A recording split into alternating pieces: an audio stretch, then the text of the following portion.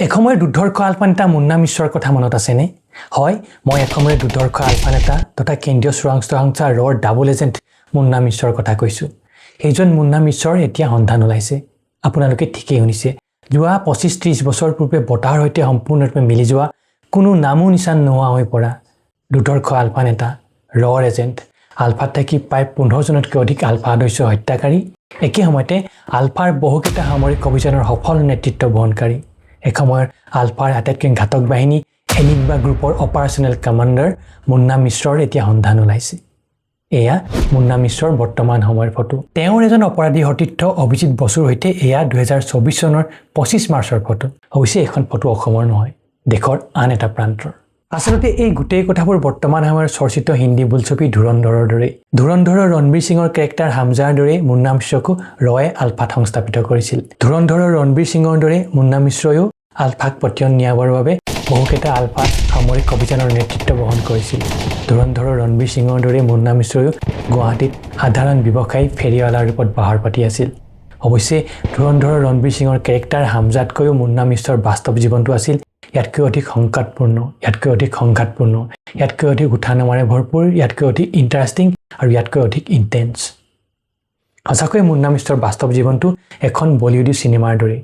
বৰ্তমান সময়ত যিহেতু ৰাষ্ট্ৰবাদ বা ৰাষ্ট্ৰভক্তিৰ ধুম উঠিছে, অতি ৰাষ্ট্ৰবাদীসকলৰ দৃষ্টিত মুন্না মিশ্ৰ কেৱল হিৰোই নহয়, ছুপাৰ হিৰো হৈ পৰিব। 90 দশকত যেতিয়া আলফাৰ কাৰ্যকলাপে চৰম ৰূপ ধাৰণ কৰিছিল, সেইখিনি সময়তে আলফাৰ আন্দোলনক দুৰ্বল কৰাৰ বাবে নিৰাপত্তা সংস্থাসমূহে মুন্না মিশ্ৰক আলফাক সংস্থাপিত কৰিছিল। এটা সময়ত মুন্না মিশ্ৰ পৰেশ বৰুৱা আৰু ৰাজু বৰুৱাৰ অত্যন্ত বিশ্বস্ত সেনাপতি হৈ পৰিছিল, বিশেষকৈ উপ মুখ্য সেনাধ্যক্ষ ৰাজু বৰুৱাৰ। সেয়েহে মুন্না মিশ্ৰক সেই সময়ৰ আলফাৰ আটাইতকৈ ঘাতক বাহিনী এনিগ্মা বি গ্ৰুপৰ অপাৰেশ্যনেল কমাণ্ডাৰৰ দায়িত্ব দিয়া হৈছিল। এই এনিগ্মা গোটত সেই সময়ৰ আলফাৰ স্পেচিয়েল ফ'ৰ্চ বুলি ধৰি লওক। আচলতে এই এনিগ্মা গোট গঠনৰ আঁৰৰ এজন অন্যতম মূল ব্যক্তি আছিল এইজন মুন্না মিশ্ৰ। আলফাৰ ভিতৰচৰাত এনেধৰণৰ এটা স্পেচিয়েল ফ'ৰ্চ গঠন কৰিব লাগে বুলি যিকেইজন ব্যক্তিয়ে ৰাজু বৰুৱা বা পৰেশ বৰুৱাক দিহা পৰামৰ্শ দিছিল, তাৰ ভিতৰত অন্যতম এজন আছিল এইজন মুন্না মিশ্ৰ। আনকি নালাগে মুন্না মিশ্ৰ নিজেই এই এনিগ্মা গোটৰ সদস্যসকলক প্ৰশিক্ষণৰ ব্যৱস্থা কৰিছিল। এটা সময়ত মুন্না মিশ্ৰৰ নেতৃত্বত আলফাই ধন দাবী, হত্যা, অপহৰণ আদি ভালেকেইটামান দুষ্কাৰ্য সংঘটিত কৰিছিল। 1997 চনত তেতিয়াৰ মুখ্যমন্ত্ৰী প্ৰফুল্ল কুমাৰ মহন্তক হত্যা কৰাৰ উদ্দেশ্যে আলফাই গুৱাহাটীত এটা বোমা বিস্ফোৰণ কাণ্ড সংঘটিত কৰিছিল। এই বোমা বিস্ফোৰণৰ আঁৰত এজন মূল ব্যক্তি আছিল এইজন মুন্না মিশ্ৰ। কিন্তু এয়া মুন্না মিশ্ৰৰ প্ৰকৃত পৰিচয় বা প্ৰকৃত ৰূপ নাছিল। প্ৰকৃততে মুন্না মিশ্ৰ আছিল RAWৰ এজেণ্ট। পূৰ্বে কৈ গ'লোঁ, RAWৰ এজেণ্ট মুন্না মিশ্ৰই আলফাত থকাৰ সময়তে প্ৰায় 15জনতকৈ অধিক আলফা সদস্যক হত্যা কৰিছিল।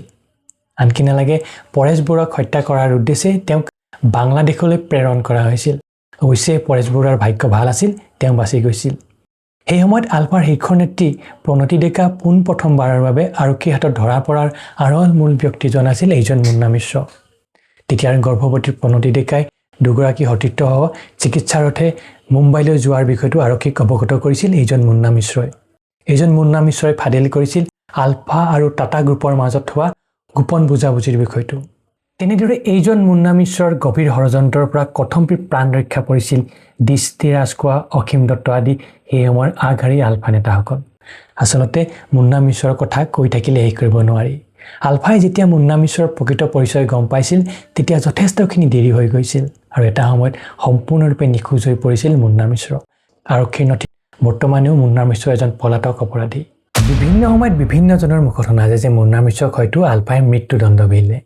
তেনেদৰে আন একাংশই ক'ব বিচাৰে যে সাক্ষ্য প্ৰমাণ নষ্ট কৰাৰ বাবে খুদ নিৰাপত্তা সংস্থা বা চোৰাংচোৱা সংস্থাসমূহে মুন্না মিশ্ৰক হত্যা কৰিলে অথবা তেওঁক নিখোজ কৰি পেলালে। প্ৰকৃততে কথাবোৰ তেনেকুৱা নহয়। মুন্না মিশ্ৰ এতিয়াও জীয়াই আছে। He is alive and kicking. তেওঁৰ শেহতীয়া অৱস্থিতি ক'ত জানেনে? জলপাইগুৰি জেলত। কেনেকৈ কি পৰিস্থিতিত মুন্না মিশ্ৰ জলপাইগুৰি জেলৰ বাসিন্দা হ'ল? কি অপৰাধৰ বাবে মুন্না মিশ্ৰ অসমৰ পৰিৱৰ্তে চুবুৰীয়া পশ্চিমবংগৰ এখন জেলৰ বাসিন্দা হ'ল? সেই বিষয়েও আলোচনা কৰিম। তাৰ পূৰ্বে আলোচনা কৰিলে আহক মুন্না মিশ্ৰ কি, ক'ত, কি অভিখ্যাত। বিশেষকৈ বৰ্তমানৰ নৱপ্ৰজন্মই বা জেনজিয়ে মুন্না মিশ্ৰ সম্পৰ্কে অৱগত নহ'বও পাৰে, যিহেতু এয়া আছিল আজিৰ পৰা 25-30 বছৰ পূৰ্বৰ কথা। সেই সময়ত আমি নিজেও আছিলোঁ স্কুলীয়া ছাত্ৰহে। অৱশ্যে তাৰ পূৰ্বে এটা কথা কৈ লওঁ, যিসকল লোকে মুন্না মিশ্ৰৰ এই কাৰ্যকলাপৰ লগতে আলফাৰ ভিতৰচৰাৰ কাহিনী খুব ভালদৰে জানিব বুজিব বিচাৰিছে, তেওঁলোকক ৰিকমেণ্ড কৰিম জ্যেষ্ঠ সাংবাদিক ৰাজীৱ ভট্টাচাৰ্য ডাঙৰীয়াৰ দ্বাৰা লিখিত আলফা দি মেৰিয়েজ অফ ডন নামৰ কিতাপখন পঢ়িবৰ বাবে। আপোনালোকৰ নিশ্চয় মনত আছে যে ৰাজীৱ ভট্টাচাৰ্য ডাঙৰীয়াই আলফাৰ শিবিৰলৈ গৈ পৰেশ বৰুৱাৰ সাক্ষাৎ গ্ৰহণ কৰিছিল। এতিয়া পুনৰ আহিছোঁ মুন্না মিশ্ৰৰ প্ৰসংগলৈ। এটা কথা জানিলে হয়তো আপোনালোক আচৰিত হৈ পৰিব। এই যে মুন্না মিশ্ৰ, তেওঁ কোনো অসমীয়া যুৱক নাছিল। তেওঁ আছিল এজন হিন্দীভাষী উত্তৰ প্ৰদেশৰ যুৱক। অৱশ্যে ডাঙৰ দীঘল হৈছিল দুলীয়াজানত।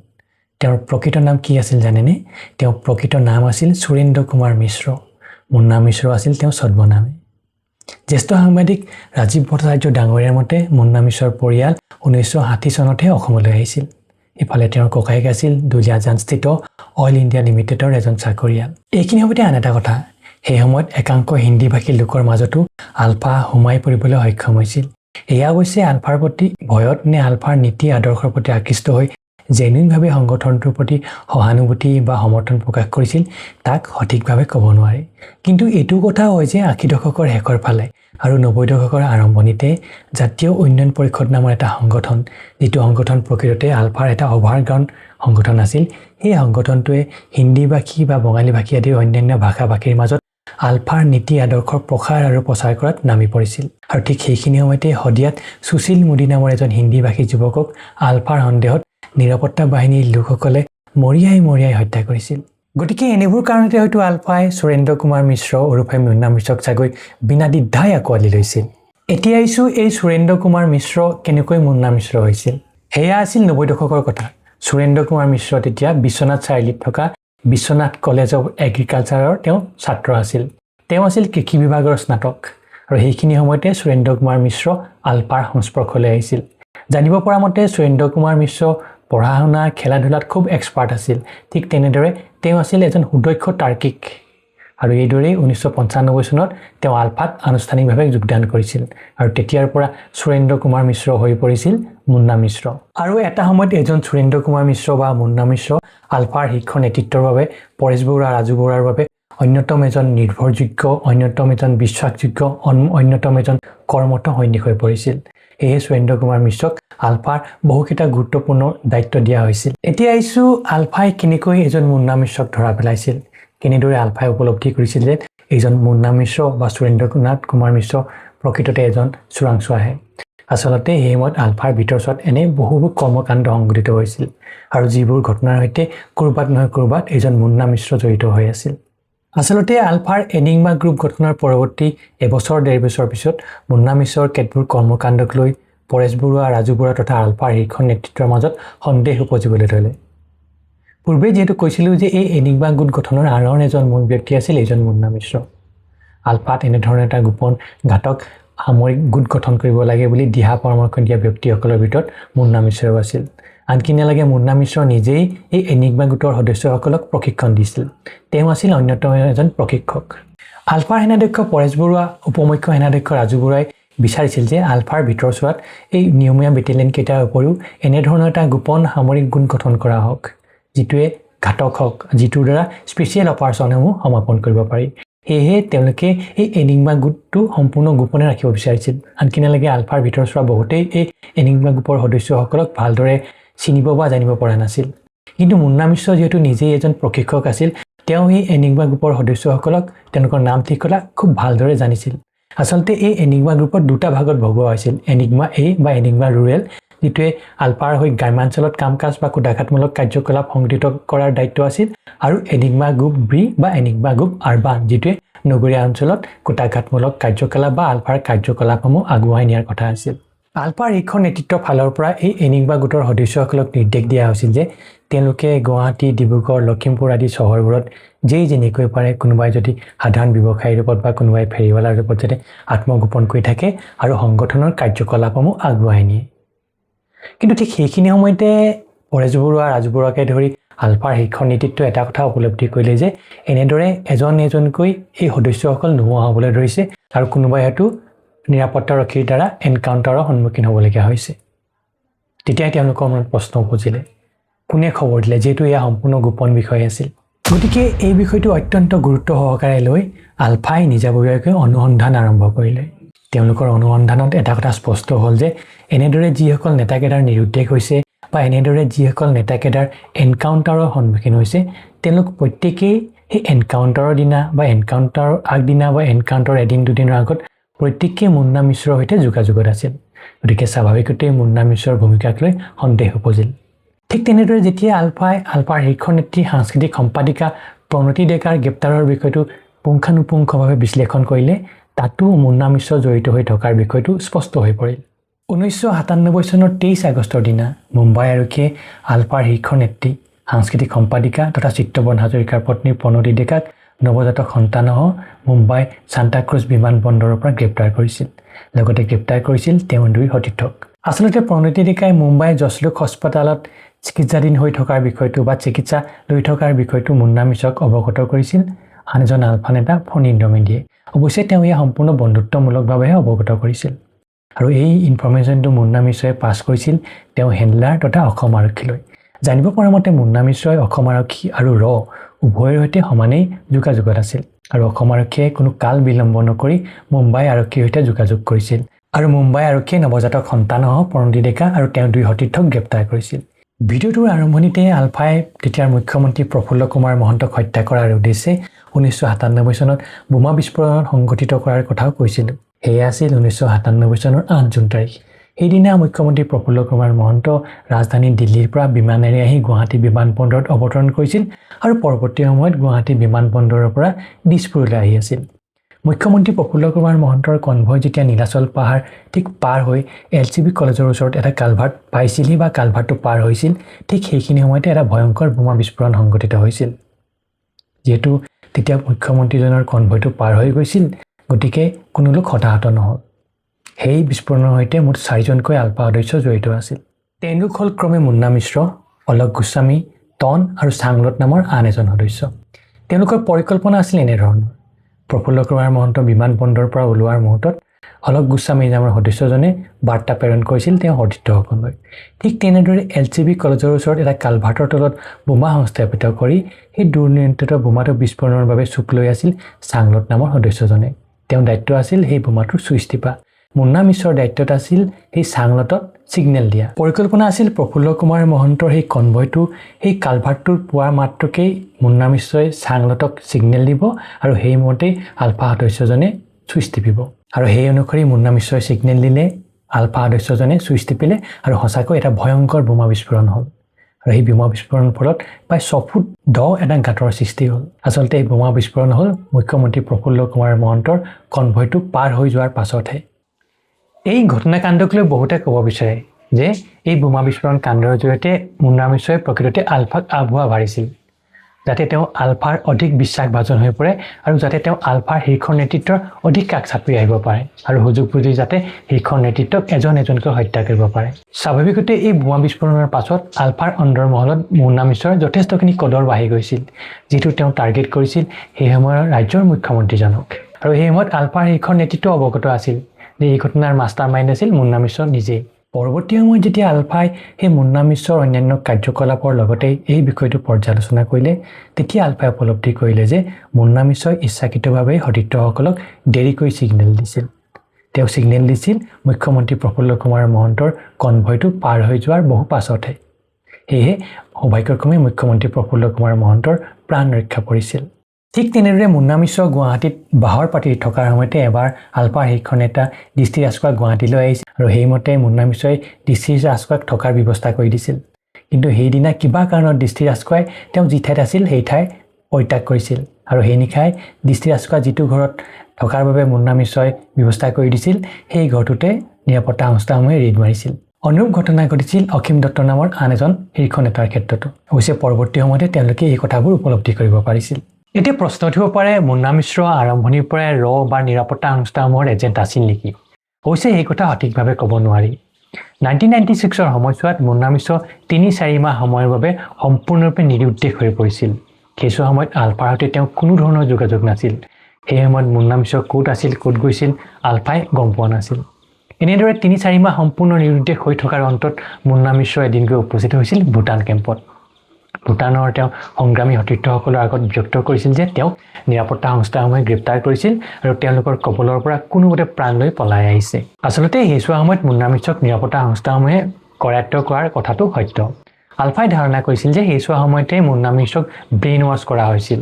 আলফাই ধাৰণা কৰা মতে মুন্না মিশ্ৰ তেতিয়াৰ পৰাই নিৰাপত্তা সংস্থাসমূহৰ এজেণ্ট হিচাপে কাম কৰিছিল আৰু আলফাৰ বিৰুদ্ধে ভয়ংকৰ ষড়যন্ত্ৰত লিপ্ত হৈছিল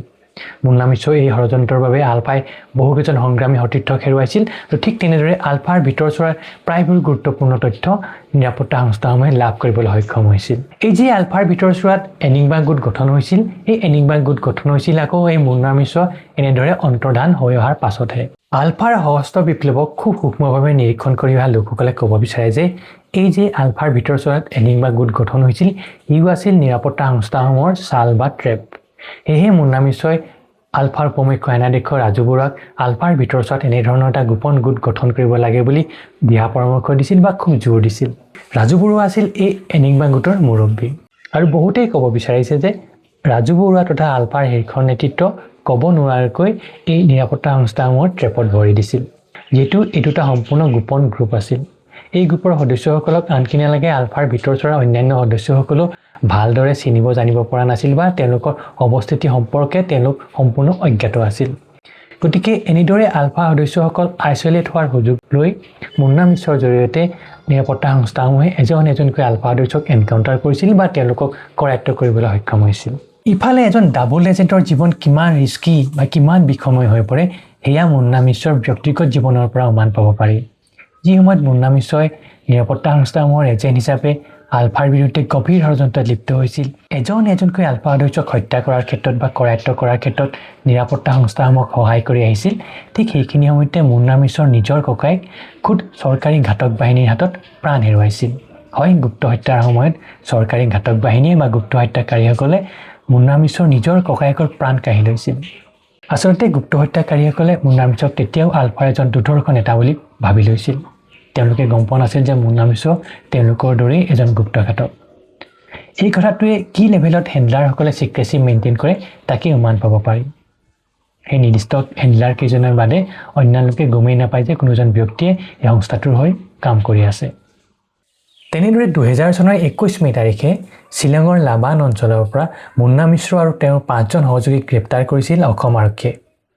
অসম আৰক্ষীৰ এটা দল গৈ শ্বিলঙত উপস্থিত হৈ মুন্না মিশ্ৰ আৰু তেওঁৰ 5জন সহযোগীক গ্ৰেপ্তাৰ কৰা পৰৱৰ্তী 1-2 ঘণ্টাৰ ভিতৰতে তেওঁলোকলৈ ফোন গৈছিল অসম আৰক্ষীৰ এজন অতি শীৰ্ষ বিষয়াৰ অসম আৰক্ষীৰ এই শীৰ্ষ বিষয়াজনৰ নিৰ্দেশ অনুসৰিয়েই অসম আৰক্ষীৰ উক্ত দলটোৱে মুন্না মিশ্ৰ আৰু তেওঁৰ 5জন সহযোগীক এৰি দিবলৈ বাধ্য হৈছিল সেই সময়ত মুন্না মিশ্ৰই অসম আৰক্ষীক নিজকে কি বুলি পৰিচয় দিছিল জানেনে মানে তেওঁৰ নামটো নীৰজ শ্ৰীবাস্তৱ হিচাপে আৰু এই নীৰজ শ্ৰীবাস্তৱ নামটো লৈ মুন্না মিশ্ৰই অসম আৰক্ষীৰ পৰা ইমিউনিটি লাভ কৰিছিল মন কৰিবলগীয়া কথাটো হ'ল অসমত গুপ্ত হত্যাৰ নেতৃত্ব দিয়া বুলি অভিযোগ উঠা এই শীৰ্ষ আৰক্ষী বিষয়াজনৰ উপাধিও আছিল আকৌ শ্ৰীবাস্তৱ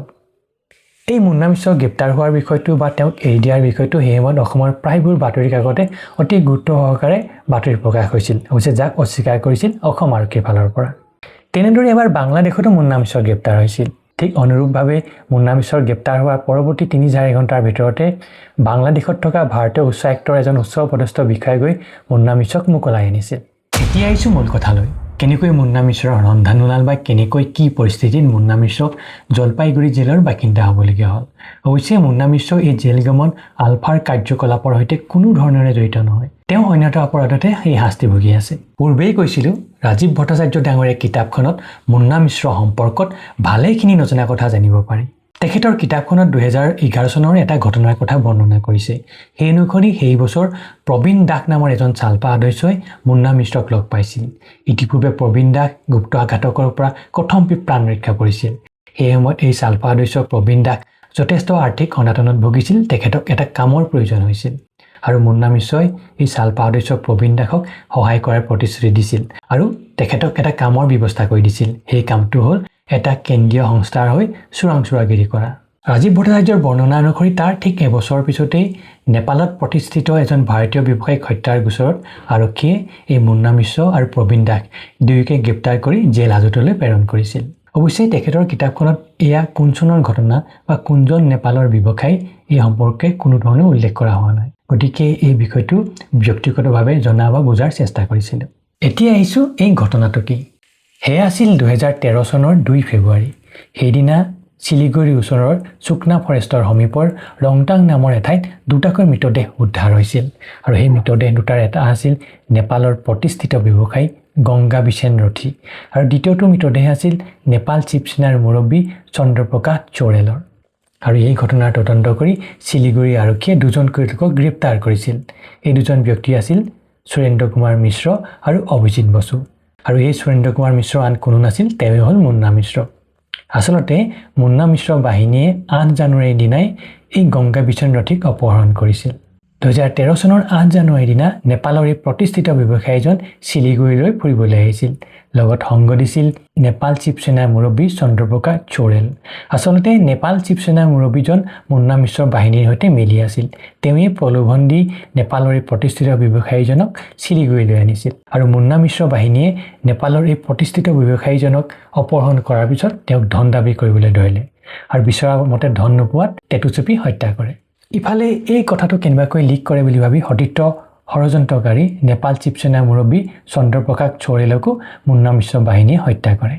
এনেদৰে দুয়োকে হত্যা কৰি পৰৱৰ্তী সময়ত চুকনা ফৰেষ্টত দুয়োৰে মৃতদেহ দুটা পেলাই দিয়ে ইফালে দুয়োকে হত্যা কৰাৰ পিছদিনা মুন্না মিশ্ৰ বাহিনীয়ে গংগা বিচেন ৰথীৰ পৰিয়াললৈ ধন দাবী কৰি ফোন কৰিবলৈ ধৰে আৰু সেই ফোনৰ আঁত ধৰিয়েই শিলিগুৰি আৰক্ষীয়ে মুন্না মিশ্ৰ আৰু অভিজিত বসুক গ্ৰেপ্তাৰ কৰে আৰক্ষীৰ জেৰাত মুন্না মিশ্ৰ আৰু অভিজিত বসুৱে এই ঘটনাৰ সৈতে জড়িত থকাৰ বিষয়টো স্বীকাৰ কৰে লগতে দুয়ো জনায় যে এই ঘটনাৰ মাষ্টাৰমাইণ্ড হ'ল চালপা সদস্য প্ৰবীণ দাস পৰৱৰ্তী সময়ত শিলিগুৰি আৰক্ষীয়ে এই চালপা সদস্য প্ৰবীণ দাসকো গ্ৰেপ্তাৰ কৰে এয়া নেপালৰ আগশাৰী সংবাদ গোষ্ঠী মাই ৰিপাব্লিকাত প্ৰকাশিত বাতৰি 2013 চনৰ 14 মাৰ্চত প্ৰকাশিত বাতৰিটোত কোৱা হৈছে it has been revealed that a former leader of Indian separatist group United Liberation Front of Assam, ULFA, masterminded the abduction and subsequent killing of Biratnagar-based industrialist Ganga Bichen Rathi. Acting on a tip-off, the Indian police in Siliguri arrested ULFA's former leader Probin Das, aka Rajiv Roy. Siliguri police has claimed that it was Das who planned Rathi's abduction and murder. Eya aneta batori. Kidnappers confessed to killing Rathi. এই বাতৰিটোত কোৱা হৈছে Indian nationals Surendra Kumar Mishra and Abhijit Basu, who were arrested with 5 million from Bolpur of West Bengal, have confessed to killing Rathi on the day of abduction. এতিয়া আটাইতকৈ ডাঙৰ কথা এই যে সুৰেন্দ্ৰ কুমাৰ মিশ্ৰই যে মুন্না মিশ্ৰ তাৰ সঠিক প্ৰমাণ কি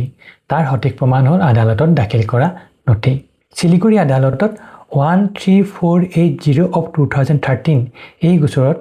সুৰেন্দ্ৰ কুমাৰ মিশ্ৰৰ জামিনৰ বিৰোধিতা কৰি চৰকাৰী অধিবক্তাই আদালতক জনাইছিল The petitioner once worked as a raw agent. He is a salpa. অৱশেষত এক দীঘলীয়া বিচাৰ প্ৰক্ৰিয়াৰ অন্তত শিলিগুৰিৰ ছেছন ন্যায়াধীশৰ আদালতে 2024 চনৰ 25 মাৰ্চ তাৰিখে অন্তিম ৰায় দিয়ে সেই অনুসৰি সুৰেন্দ্ৰ কুমাৰ মিশ্ৰ বা মুন্না মিশ্ৰ আৰু অভিজিত বসু দুয়োকে যাৱজ্জীৱন কাৰাদণ্ড দিয়ে ঠিক তেনেদৰে সালফা নেতা প্ৰবীণ দাস যাৰ প্ৰকৃত নাম আছিল ৰাজীৱ ৰয় তেখেতৰ বিৰুদ্ধে কোনো সাক্ষ্য প্ৰমাণ নোপোৱাত তেখেতক দোষমুক্ত ঘোষণা কৰে ঠিক তেনেদৰে এই ঘটনাৰ সৈতে জড়িত থকাৰ অপৰাধত মুন্না মিশ্ৰৰ পত্নী মনিকা মিশ্ৰক 6 মাহৰ কাৰাদণ্ড দিয়ে ইফালে শিলিগুৰি ছেছন কোৰ্টৰ এই ৰায়ৰ বিৰুদ্ধে সুৰেন্দ্ৰ কুমাৰ মিশ্ৰ বা মুন্না মিশ্ৰই কলিকতা হাইকোৰ্টত এখন আপিল দাখিল কৰিছে কলিকতা হাইকোৰ্টত সেই ৰুজু কৰা সেই গোচৰৰ নাম্বাৰ হ'ল CRA DB/48/2024 কলিকতা উচ্চ ন্যায়ালয়ে এই ক্ষেত্ৰত কি ৰায় দিয়ে সেয়া সময়তে লক্ষণীয় হ'ব এইখিনিতে আন এটা কথা এই মুন্না মিশ্ৰ বা সুৰেন্দ্ৰ কুমাৰ মিশ্ৰৰ বিৰুদ্ধে অসমতো বহুকেইটা গোচৰ ৰুজু হৈ আছে বহুকেইটা হত্যাৰ গোচৰ বহুকেইটা ধন দাবীৰ গোচৰ বহুকেইটা অপহৰণৰ গোচৰ অন্যতম এটা গোচৰ হ'ল প্ৰাক্তন মুখ্যমন্ত্ৰী প্ৰফুল্ল কুমাৰ মহন্তৰ বিৰুদ্ধে কৰা হত্যাৰ ষড়যন্ত্ৰ গোচৰ যদি অসম আৰক্ষী ইচ্ছা কৰে বা যদি ৰাজনৈতিক নেতৃত্ব ইচ্ছা কৰে পশ্চিমবংগ চৰকাৰৰ সৈতে যোগাযোগ কৰি মুন্না মিশ্ৰক গৈ জেৰা কৰিব পাৰে মুন্না মিশ্ৰৰ জৰিয়তে সেই সময়ৰ অসমত গুপ্ত হত্যা বা এক্সট্ৰা জুডিচিয়েল কিলিঙৰ বহুবোৰ গোপন দিশ উন্মোচিত হোৱাৰ পূৰ্ণ সম্ভাৱনা আছে